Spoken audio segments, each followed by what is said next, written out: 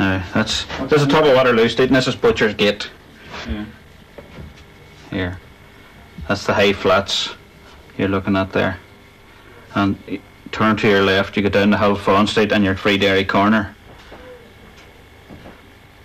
It was amazing, you know, these races were amazing, you know. You get ordinary people walking by, you know, they get that used to the rates, you know. People were going about their business, you know, it was that commonplace. Go back to the bit where you were there. There you are. So that's me there.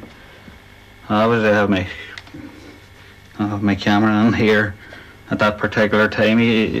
Depending on the situation, you had to watch where you had your camera, like, you know what I mean. But as I say, I never had any bar, although it was always in my mind that, you know, do it as secretly as possible, you know, depending on the situation, of course.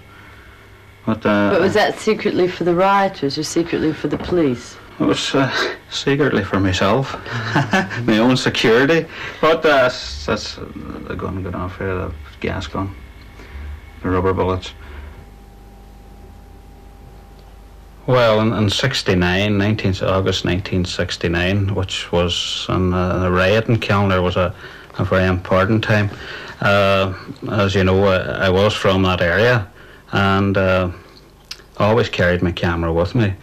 If I seen anything of interest, I would just point and shoot. As I say, I was only an amateur photographer at the time, which I still am.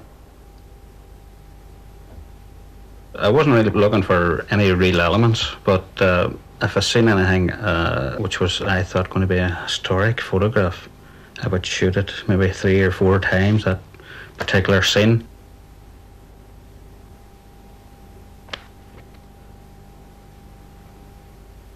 I started taking family photographs. Well, my son had just arrived more or less around that time, and daughter. I was just newfangled with the camera, and seeing my first photographs coming up in the development tray was really exciting.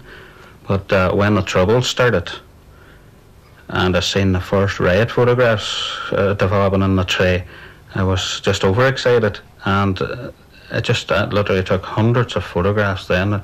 Every day I was out shooting anything that moved, rioting. When you develop these photographs and seeing what was coming up in the tray, you noticed lots of other things happening to the sides and at the background. But I didn't see this when I was looking through the lens. It was only when I was developing, and every day that I was taking these photographs, there was more and more scenes, just as exciting, maybe more exciting than the day before scenes. Any time that I did show any of my photographs to the family, they didn't get overly excited about anything. They would just say to me, oh, what's that there? And they don't know much about politics. I still don't know much about politics. I just know enough to get me through now. They're not really interested. They say, oh, did you take those photographs, Daddy? Did you never get hurt? Or a younger boy would say, oh, were you in the war too, Daddy? So it's just photographs to them. But maybe in years to come, when they get older and realise what has happened in the country. Free Derry Corner must have been one of the most photographed places in the world at that particular time. All reporters and photographers always congregated around this particular area. Mind you, some of them were hoping that rioting and so forth would have started, but there was days that they were there. Everything was quiet. But when any action did occur, well, they were just like wasps coming to get the honey. They were just on top of you, you know. You said you took photographs up till 1973, late 1973. The reason why I stopped taking photographs was I was photographing a soldier in a sniping position up at the top of William Street. He was lying down behind a metal grill, and I was using a thing called a gun pod to hold the camera steady at that particular time, with an 800mm lens on it. And they obviously thought I was a gunman.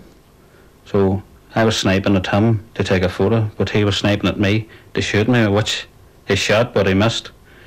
And I got a terrible scare that day, and that's why I stopped taking photographs of the riots. I haven't taken a photograph since 1973.